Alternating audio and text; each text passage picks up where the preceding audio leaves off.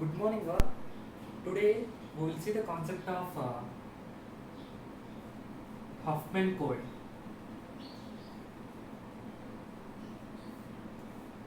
The main use of Huffman coding is to perform file compression. Okay, means it is used to reduce the size of file without losing any data while storing. Okay, like for example, I am having a file k.jpg with a size of 200 KB. If I would like to store this file with a size of less than 200 KB, then I can use the concept of Huffman coding. Okay, actually the actual file size will be reduced to its lesser size. That concept we call it as file compression. That file compression we can do with the help of Huffman coding. For example, I am having four characters A, B, C. Okay, how can I identify these four characters uniquely by encoding some operation?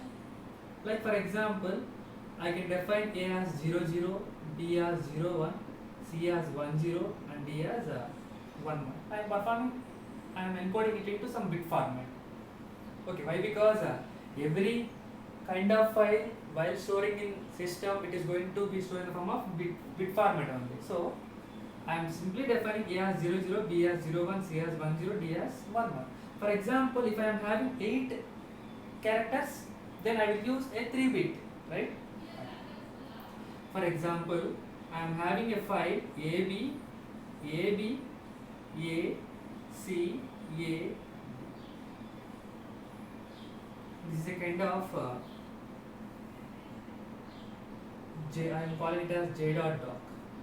Now I want to store this data, right? So while storing, what I am going to do, I am going to convert this A as 00 as you know, B as 01, A as 00, B as 01, A as 00, C as 10, A as 00, D as 11. So how many bits are required in order to store this data? 1, 2, 3, 4, 5, 6, 7, 8. So 8 bits are there. Each bit requires 2 bits. Each character requires 2 bits. So it required 16 bits of memory space in order to store this data. What I did here, whatever file that I got, I just performed encode operation, meaning that I converted one format of data into another format of data to store this. Okay, just check, is there any loss of this data? No. How we are going to get actual data? I will perform decode operation. Okay, so how we are going to decode? I will just simply scan from left to right. How many bits are allocated for each and every character? 2 bits are allocated. So these 2 bits for one character, 2 bits for one character, 2 bits, 2 bits, 2 bits, 2 bits, 2 bits, and so on.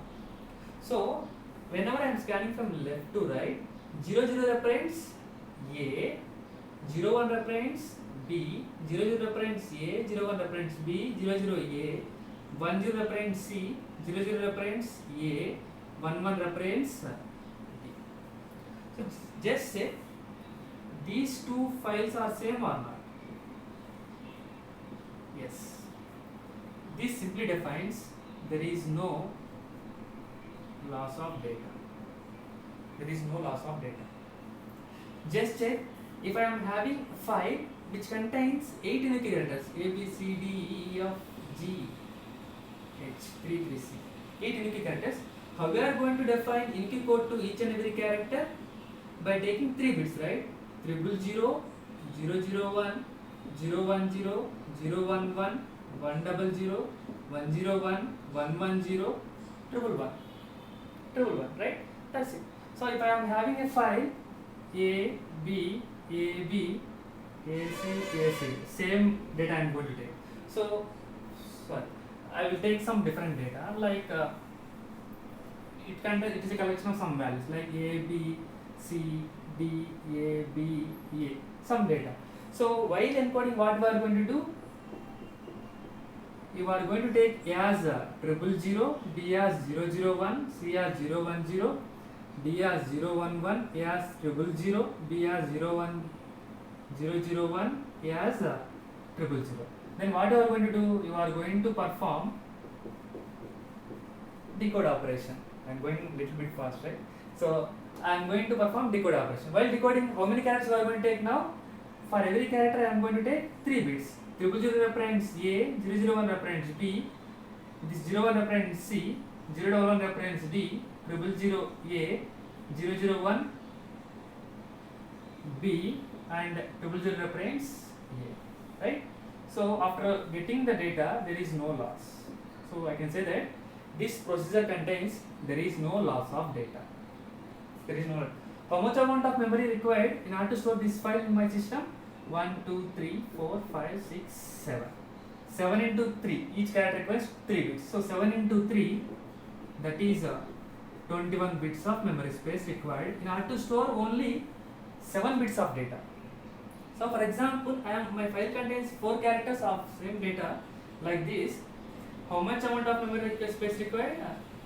16 bits of memory space required.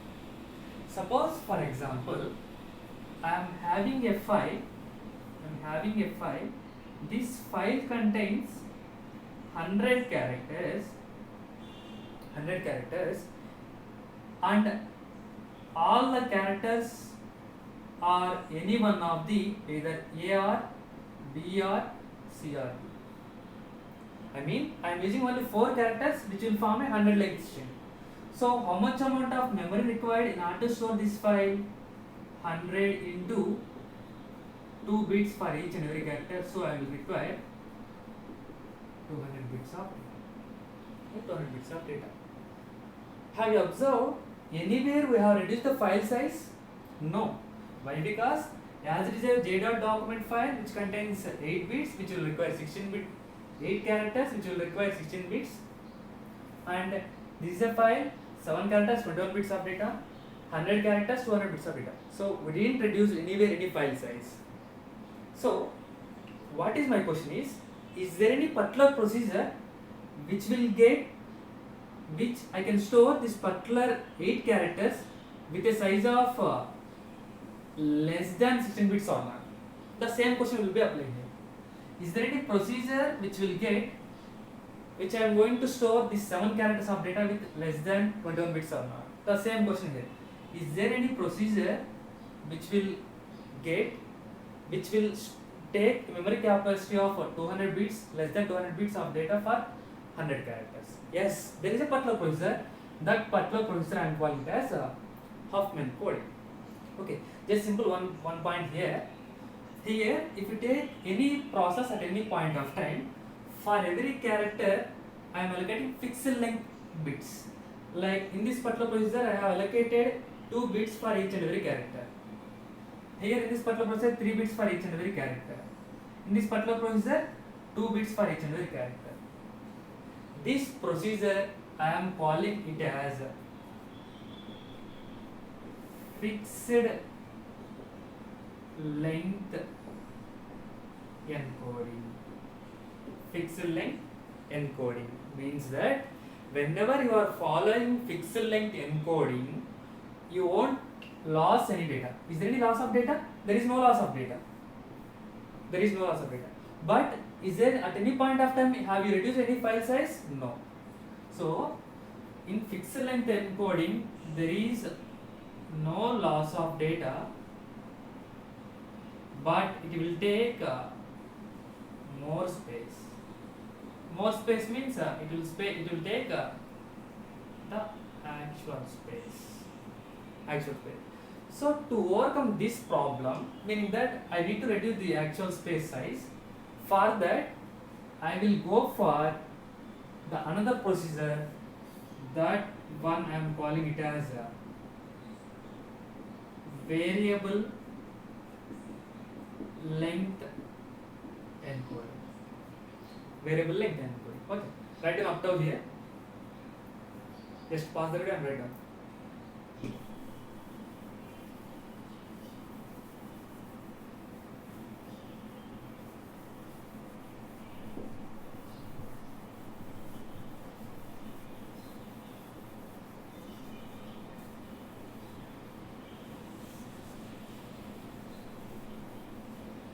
Okay, coming to the second type of encoding, that is variable length encoding. So in the previous process, in the fixed length encoding, we are going to allocate a fixed number of bits for each and every character. In variable length encoding means variable means dynamic, based upon the type of character, based upon the number of characters exist in a particular file, we are going to allocate that many number of characters. Like for example, in the previous example I have taken like A, B, C, D. In the previous fixed length encoding, I am going to allocate A as 0, 0, B as 0, 1, C as 1, 0, D as 1, 1. Now what I am going to do is, for A I am going to allocate 0, for B I am allocate 1, 0, for C I am going to allocate 1, 1, 0, for D I am going to allocate 3, 1. Don't worry, how you are going to get these unique pairs, you will understand later. For simplicity I am just different. A has 0, B has 1, 0, C has 1, 1, 0, D has 1, 1. Now just check. I have written the same thing, I think. A, B, A, C, D. I don't know, I didn't remember exactly the same. 3, 3, 6. I think we want 7. Okay. If I am applying fixed length encoding, how we are going to get 0, 0, 0, 1, 0, 0, 0, 1, 0, 0, 1, 0, 1, 1, 0, 0. So total you will require 16 bits of data, fixed length encoding. So for example, I am performing variable length encoding. What I am going to do? For A, I am going to allocate only one character, 0. Okay. For B, I am allocating two characters, 1, 0. For A, I am going to allocate only one character, 0. For B, 1, 0. For A, 0. For C, 1, 1, 0. For D, 1, 1. For A, 0. Just check how many bits are required here. 1, 2, 3, 4, 5, 6, 7, 8, 9, 10, 11, 12, 13, 14. Only you require 14 bits of data, which is less than the 16 bits, right? I mean, here you got near size, right? As it is a very small file, you are getting nearly. But if it is a huge file, it make huge difference.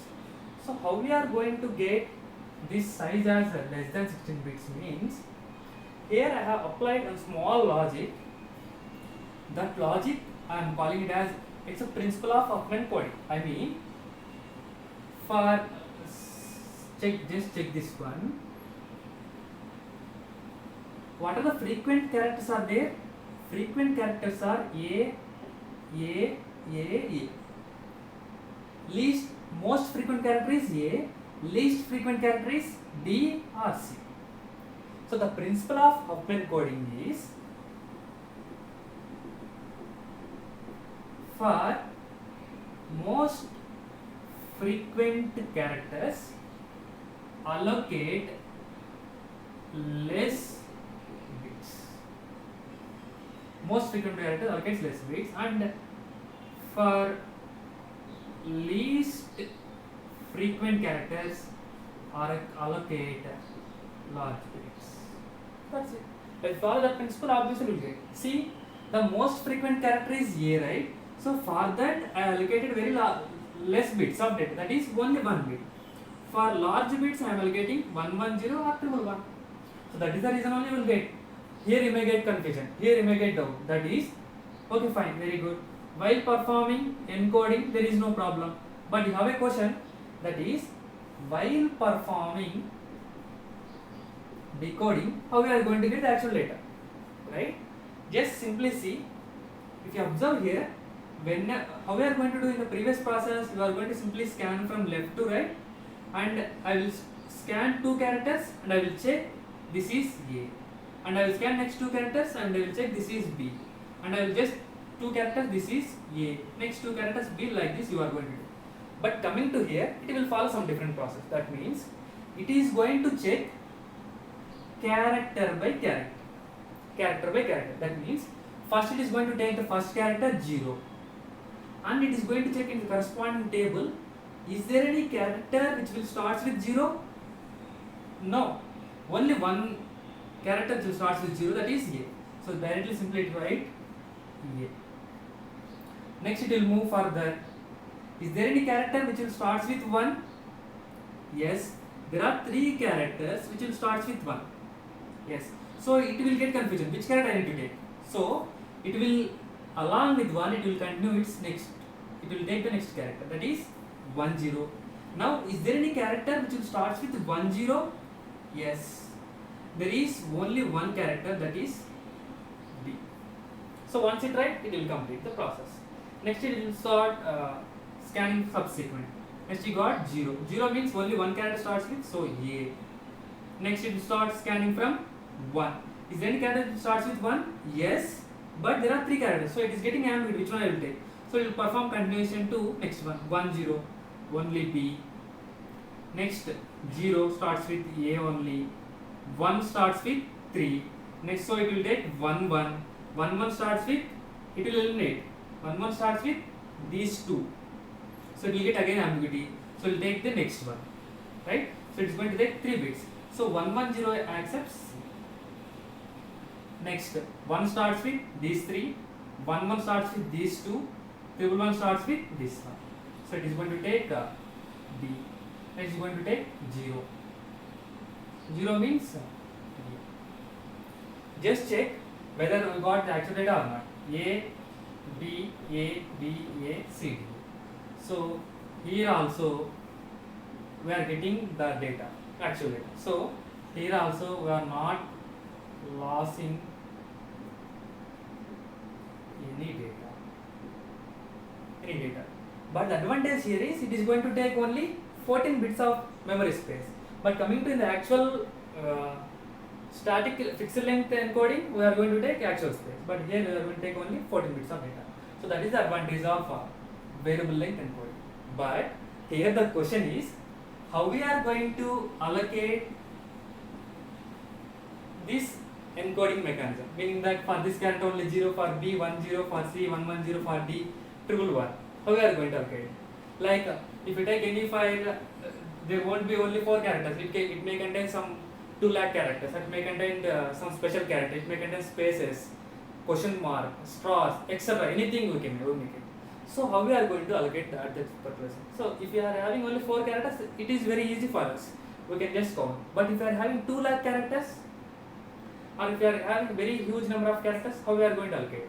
That thing we will do by constructing a Huffman tree. Okay, I think you understood the logic here. Why you are moving for Huffman tree? In order to define unique code for each and every character which is exist in a file, I am moving for Huffman tree. Okay, that's it. Okay, we'll move to the Huffman tree next.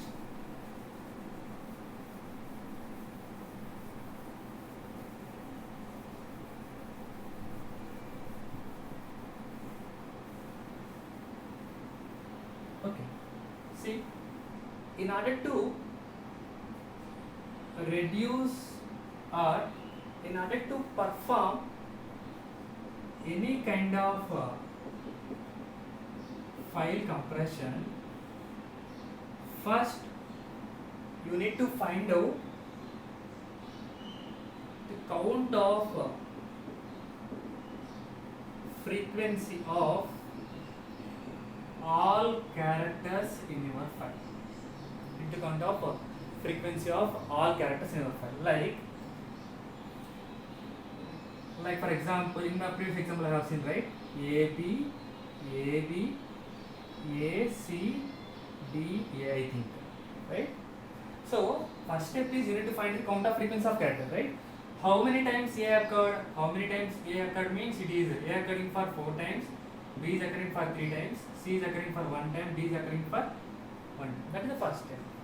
In the next step, you are going to sort all the frequencies in the form of by ascending order. A1, B1, B3, F. That's it.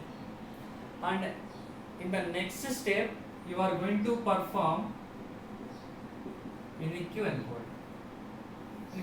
So this unique encoding already said. Unique encoding you are going to perform with the help of Huffman. Huffman tree. Okay, fine. So before going to see this Huffman tree, I am having small question. There is a file with 10 numbers which are already in ascending order, and there is a file with 20 numbers which are already ascending order.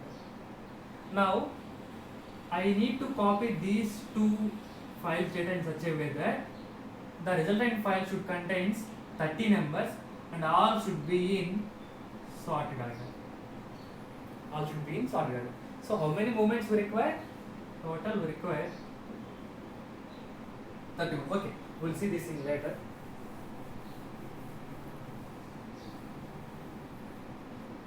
Total 30 characters. Okay, fine. So you are going to construct an Huffman tree. So generally you know the tree representation, right? If you take a tree, this tree contains all the internal nodes,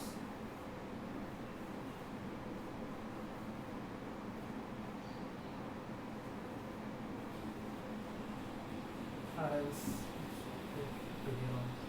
it is very huge.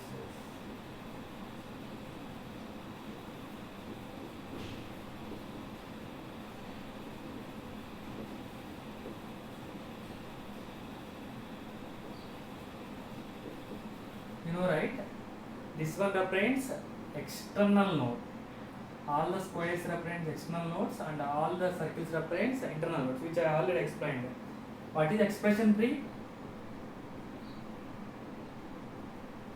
Where internal nodes are represented with circles and external nodes are represented with squares, and internal nodes contains operators and external nodes contains operands, which I already explained everything in class, right? So this is a kind of a tree, right? Okay, fine. So what are the internal nodes? Internal nodes are represented with circles. Internal nodes are represented with circles. This is the internal node, internal node, internal node, internal node, internal node, internal node, and external nodes are squares. So here I have a question. What is internal path length? Internal path length means sum of all path lengths from root node to corresponding every internal node. This is called as internal path length, meaning that sum of all path lengths. Like for example, just see what is the internal path length of the node, this one, this node. What do you mean by path? I have already defined. Path means the total number of edges from source to destination, right? So with respect to this particular node, this is the source, this is the destination. Is there any edges? So internal path length of that node is 0. And whatever this internal path length of this node, source to destination, 1. Internal path length of this node is 1, 2. How we are getting? Source to destination. Source means root node to corresponding node, root node to corresponding internal node. Okay, there is no internal nodes. So whatever this one, source to destination, that is 1. Source to destination, that is 2. Sorry, there is one more. Source to destination, that is so this is the internal path. What is the internal path length? 3 plus 3, 6. 6 plus 3, 9. 3, 3, 6, 6, 3, 9. Internal path. Simply I am defining it as idea.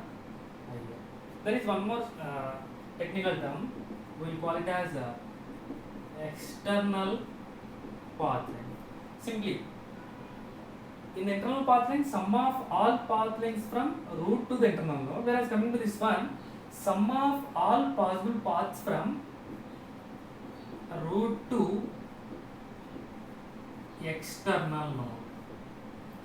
Root to external node, right? So what about this path length? 1, 2, 3. First one is 3, second one is 3, this one 2, for this one 4, right? 1, 2, 3, 4. 4, and for this one 4, for this one 3, for this one 2. What is the sum? 3 3 6, 6 2 8, 8 8, 16, 16 plus 5, 21. So the external path length is 21. Okay. Here I have a general formula, that is external path length. So simply I am defining it as IE. That is, I am going to derive one formula.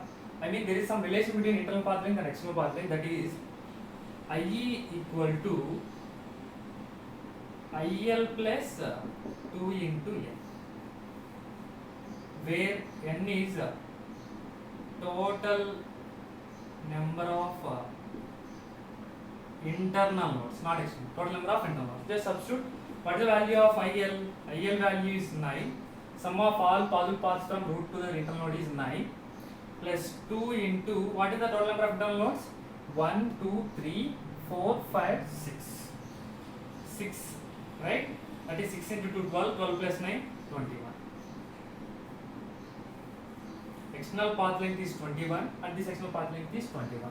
So the formula for to find out the external path length is when you know the internal nodes, you can automatically identify the external length. That is external path length equal to internal path length plus 2 into n. Okay, just note down this one.